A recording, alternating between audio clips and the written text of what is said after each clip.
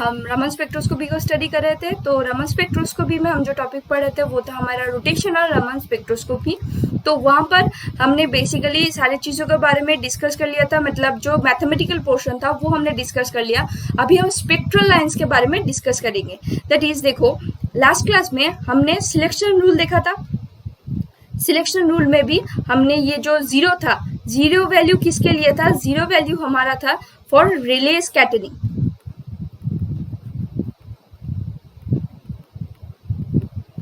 ठीक है, इसको हमने जस्टिफाई कर लिया था कि कैसे ये रिले स्कैटरिंग हो रहा है।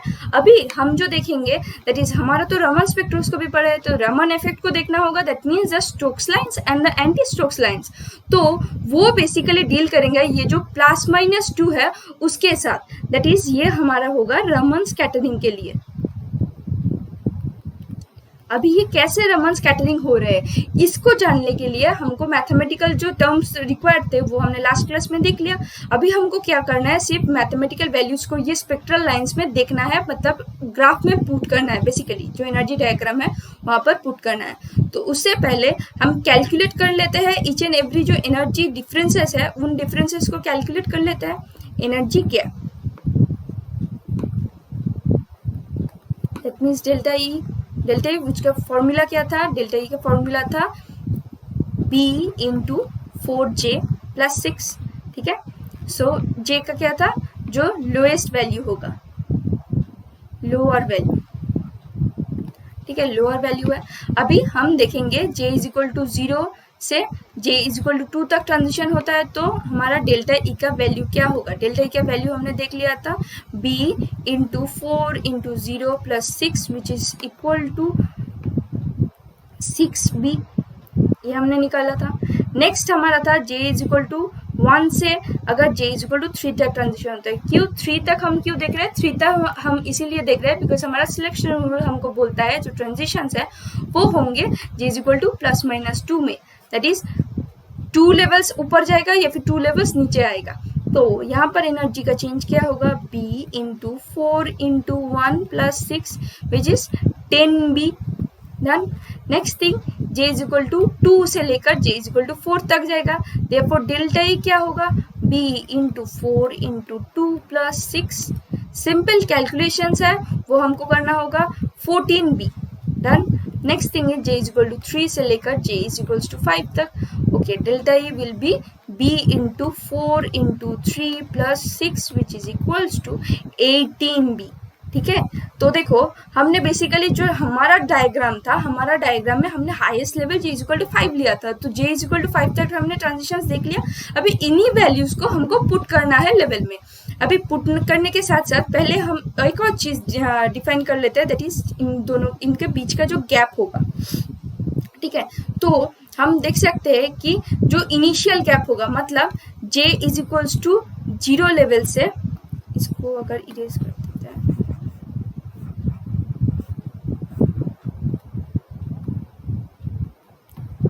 J = 0 लेवल से, 0 लेवल का वैल्यू कितना था हमारा? 0 लेवल का एनर्जी होगा 0B। मतलब जो J = 0 ट्रांजिशन था उसके अकॉर्डिंग वैल्यू कितना? 0। तो वहां से अगर हम पहला एनर्जी लेवल देखें, इसका गैप कितना है? 6B का गैप है। ठीक है, नेक्स्ट हमारा है J = इन दोनों ट्रांजिशन के बीच का गैप, इसका वैल्यू कितना है? 4B का गैप है। अभी थर्ड वन, इसका गैप कितना है? देखो 14B - 10B, इसका मतलब 4B। उसके बाद 18B - 14B, ये वैल्यू भी कितना है? 4B। मतलब ये जो इनिशियल, अगर रिले स्कैटरिंग को कंसिडर करते हुए हम चलते हैं तो फर्स्ट जो एनर्जी गैप हमको मिल रहा है दैट इज 6B। ठीक है, ये क्या है? जब J = 0 होता है, J = 0 के लिए हमको 0B वैल्यू मिला है, तो फिर फर्स्ट जो एनर्जी डिफरेंस है वो 6B का है। उसके बाद का एनर्जी डिफरेंस है 4B, that is 10B - 6B करते हैं, दैट विल बी 4B। उसके बाद 14B - 10B, that will also be 4B। उसके बाद 18B - 14B जो कि है 4B। तो ये तो गैप्स है, और जो वैल्यूज है वो हमने देख लिए हैं कि ट्रांजिशंस के वैल्यू कैसे है। अब अगर इसी चीज को हम ग्राफिकली पुट करते हैं, देखो ग्राफ में अगर पुट करते हैं तो यहाँ पर हमारा ग्राफ था जहाँ पर हमने each and every energy level का जो वैल्यू है वो हमने लिख लिया था। अभी यहाँ पर हमने ट्रांजिशंस को शो करना पड़ेगा।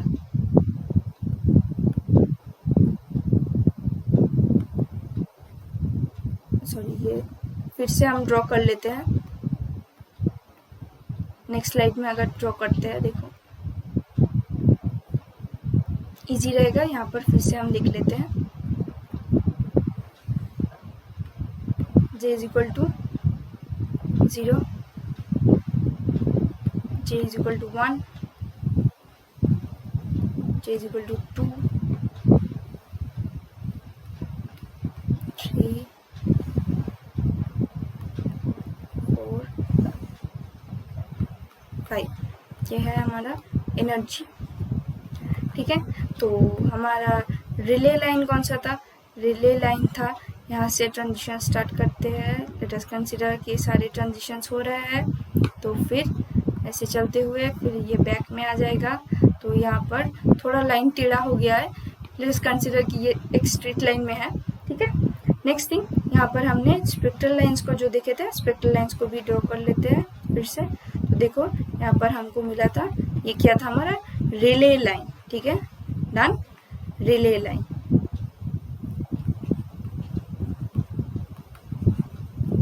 रिले लाइन, ठीक है। अभी हम देखेंगे स्टोक्स लाइन और एंटी स्टोक्स लाइन को, जस्टिफाई करेंगे उन लोगों को। तो फिर कंसिडर करते हैं कि हमारा पहला ट्रांजिशन कहाँ से था? j इज इक्वल टू 0 से j इज इक्वल टू 2 तक ट्रांजिशन हुआ। और यहाँ पर वैल्यूज भी लिख लेते हैं, 0b, 2b, 6b, 12b, 20b and 30b। Okay, now देखो j इज इक्वल टू 0 से 2 तक। इस चीज को स्टोक्स लाइन से कैसे कंपेयर करेंगे? इसका मतलब हम ऐसे कंसिडर करते हैं दैट इज जो ट्रांजिशन है, ट्रांजिशन मतलब 0 एनर्जी लेवल में मॉलिक्यूल प्रेजेंट था, उसको हमने एनर्जी प्रोवाइड किया है। मतलब एक कोई रेडिएशन होगा जिसके साथ मॉलिक्यूल कोलाइड करेगा, कोलाइड करने के बाद वो एक वर्चुअल स्टेट तक जाएगा।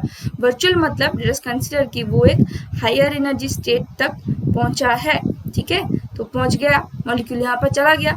अभी ये तो हायर एनर्जी स्टेट तक ज्यादा देर नहीं रह पाएगा, वो क्या करेगा? बैक करके आएगा। लेकिन ये क्या था? j इज इक्वल टू 0 उसका इनिशियल पॉइंट था। बट जब बैक कर रहा है मॉलिक्यूल, जब बैक कर रहा है तब मॉलिक्यूल आकर इस j is equal to 2 level पर रुक जाएगा। ठीक है, मतलब क्या होता है? यहाँ पर देखो एक एनर्जी गैप होगा, डेल्टा ई एक एनर्जी गैप होगा जो कि मॉलिक्यूल कंज्यूम कर लेगा, मतलब उतना अमाउंट मॉलिक्यूल कंज्यूम कर लेता है। तो हमने रेले जब हम रमन इफेक्ट पढ़ रहे थे तब हमने क्या बोला था कि जब इनइलास्टिक कोलिशन होगा, मॉलिक्यूल अगर कुछ अमाउंट ऑफ एनर्जी अपने पास रख लेता है तो फिर जो स्कैटर्ड एनर्जी है उसका अमाउंट डिक्रीज हो जाएगा। तो यही तो है हमारा स्टोक्स लाइन। दैट मीन्स अगर हम इसी चीज को, ये energy j is equal to 0 में मॉलिक्यूल था, हमने एनर्जी दिया, वो वर्चुअल स्टेट में गया, फिर से बैक करके आया, बट कुछ एनर्जी अपने पास रख लिया, उसके वजह से उसका खुद का एनर्जी कंटेंट इंक्रीज हो गया, इसीलिए वो हायर एनर्जी लेवल में आकर चुपचाप बैठ गया। तो अभी जब ये बैठ जाता है तो उसी चीज को अगर हम ओवरऑल ट्रांजिशन के रूप में देखें तो हमको बाहर से कैसा लगेगा कि वो 0 से 2 तक ही ट्रांजिशन हुआ है। तो उसी चीज को हम स्टोक्स लाइन बोलेंगे। तो इसका मतलब ये जो सारे लाइंस होंगे ये हो गए हमारे स्टोक्स लाइन। ठीक है, तो इसी चीज को अगर हम देखते हैं, j is equal to 0 to 2 था, हम अगर यहाँ पर सारे लेवल्स को ड्रॉ कर लेते हैं, कॉन्सेप्ट हमने समझ लिया। तो देखो यहाँ पर अगर हम सारे लेवल्स को ड्रॉ करते हैं तो ड्रॉ करने से हमको क्या मिलेगा? ड्रॉ करने से हमको मिलता है यहाँ पर ये हमारा 0 to 2 था, अभी 2 से 3 तक होगा, सॉरी 1 से 3 तक जाएगा, 2 से 4 तक जाएगा और 3 से 5 तक जाएगा। ये तो हमने स्टोक्स लाइन देखा। तो इसका मतलब ये किसके लिए था? जब भी j इज इक्वल टू +2 होगा, +2 के लिए हमको क्या मिल रहा है? स्टोक्स लाइन मिल रहा है। और j इज इक्वल टू -2 के लिए हमको क्या मिलेगा? Anti Stokes line.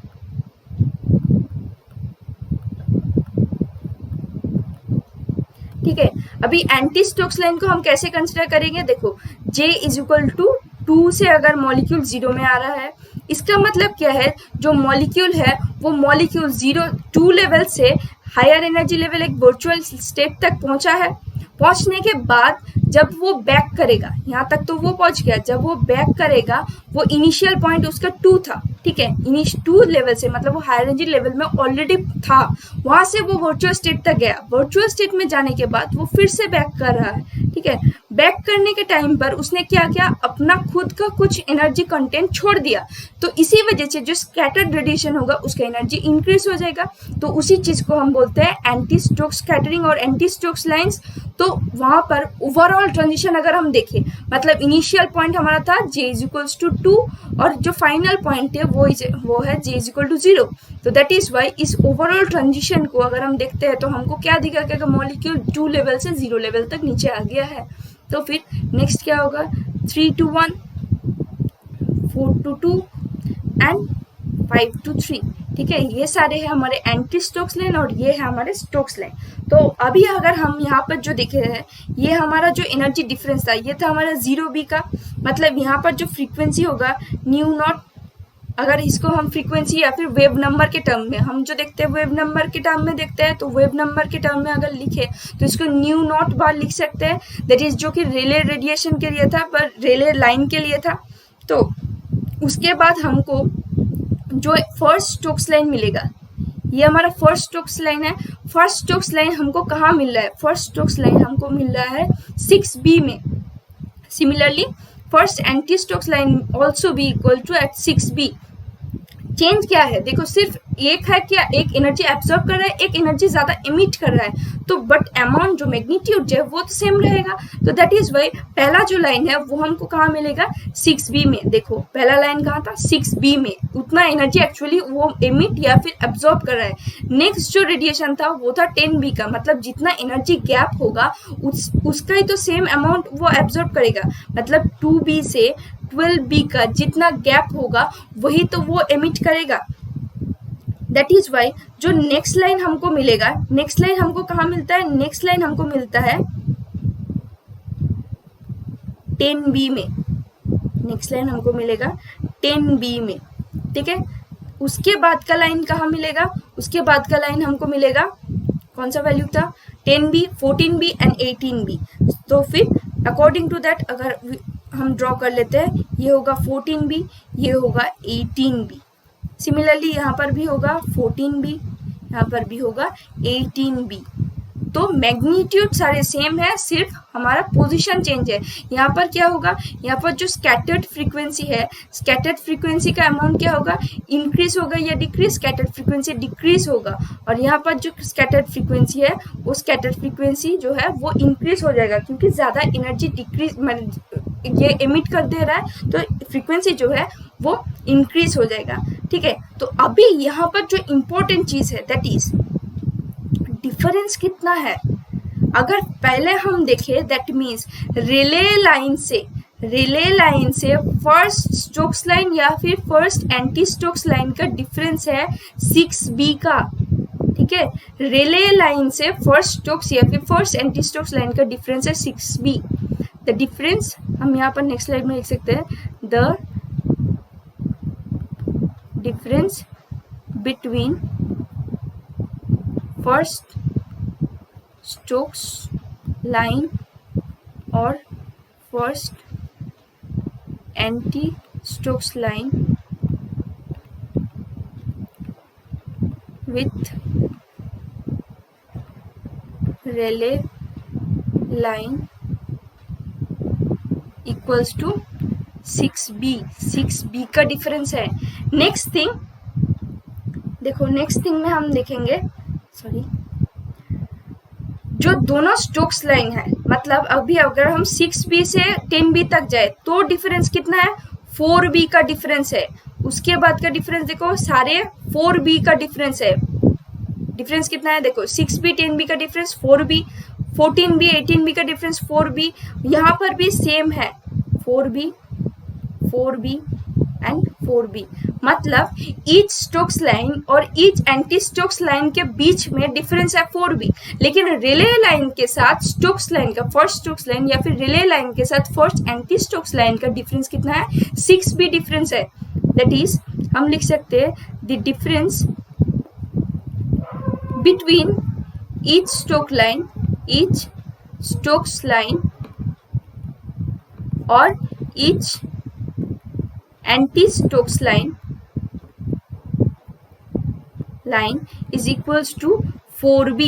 मतलब ईच एंड एवरी लेवल के बाद, मतलब देखो यहाँ से मैथ हमको जो सम्स आते हैं, सम्स कैसे आते हैं, मतलब b का वैल्यू अगर प्रोवाइड कर देता है तो ईच जो स्टोक्स लाइन है, स्टोक्स लाइन के बीच का गैप डिटरमाइन करने देता है, या फिर Stokes line, first Stokes line और रिले लाइन के बीच का डिफरेंस जो है ये कैलकुलेट करने देते हैं। तो ये क्या है, हम इजीली जो ग्राफ है, ग्राफ से इजीली इंटरप्रेट कर सकते हैं।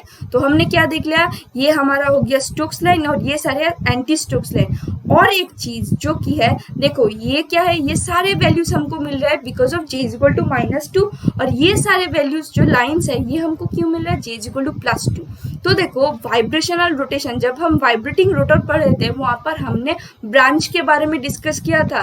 ब्रांच के बारे में हमने क्या बोला था, j के वैल्यू के ऊपर डिपेंड करता है, जो कि -2, -1, 0, +1, +2 के ऊपर था। दैट इज 0 के लिए क्या था, Q ब्रांच, उसके बाद क्या था यहाँ पर हमारा P, Q, R, S और ये O। देयरफॉर यहाँ पे हमको कौन सारे ब्रांच मिल रहे हैं, यहाँ पर हमको मिल रहे हैं, एक वैल्यू है j इक्वल टू -2, दूसरा वैल्यू है for j equal to +2। Therefore ये जो ब्रांच है, ये ब्रांच किस लिए, कौन सा ब्रांच होगा, देखो j equal to -2, that means this is going to be our O branch and this is going to be our S branch. ठीक है, यहाँ पर भी हमको ब्रांचेस मिल रहे हैं जे के वैल्यू के वजह से। That mean Stokes lines are basically S branch and anti Stokes lines are O branch. ठीक है, ब्रांचिंग भी हमने देख लिया। तो लास्ट थिंग हम थोड़ा देखेंगे, दैट इज जो स्टोक्स लाइन है उनके जो फ्रीक्वेंसी ऑर्डर है, स्टोक्स लाइन का जो फ्रीक्वेंसी ऑर्डर है वो हम कैसे निकालेंगे। स्टोक्स लाइन के लिए होगा, जो अगर हम फ्रीक्वेंसी या फिर जो वेव नंबर है स्कैटर्ड जो है वो क्या होगा, जो इंसिडेंट है इंसिडेंट से कम होगा। ये अगर हमारा न्यू नॉट जो है इंसिडेंट वेव नंबर अगर होता है तो वहां से कम होगा। कितना कम होगा वो भी हमने कैलकुलेट किया था, कितना कम होगा, जितना ये एनर्जी गैप है, जितना ये एनर्जी गैप है उतना ही तो कम होगा। तो फिर हम इसी चीज को बोल सकते हैं जनरलाइज फॉर्मूला के तौर पर, that is B4J +6 and anti Stokes line के लिए क्या होगा, न्यू स्कैटरिंग का वैल्यू क्या होगा, ज्यादा हो जाता है क्योंकि मॉलिक्यूल अपने से भी थोड़ा एनर्जी इमिट कर देता है। तो दैट इज वाई जितना इंसिडेंट था उसके साथ थोड़ा ज्यादा इमिट होगा। कितना इमिट होगा, जितना एनर्जी गैप रहेगा उतना ही तो इमिट होगा। दैट मीन्स प्लस होगा, that is B into 4J +6। Therefore इसी चीज को हम ऐसे भी लिख सकते हैं for a general formula, general जहां पर हमने देखा था nu bar scattering nu naught plus minus delta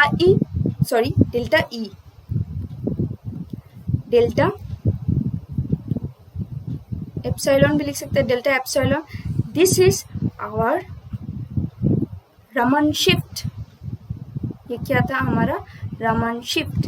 तो रोटेशनल रमन स्पेक्ट्रोस्कोपी जो है वो यहीं पर खत्म होता है। हमने क्या देख लिया, जो लाइन के बीच का डिफरेंसेस है वो सारी चीजें इंपॉर्टेंट होते हैं कि डिफरेंस हमको याद रखना पड़ता है। जनरलाइज फॉर्मूला देख लिया, एनर्जी वैल्यू देख लिया, एनर्जी गैप कितना होगा देख लिया, वैसे हमने सारी कुछ चीजें इंटरप्रेट भी कर लिया। नेक्स्ट हम डिस्कस करेंगे वाइब्रेशनल रमन स्पेक्ट्रोस्कोपी के बारे में।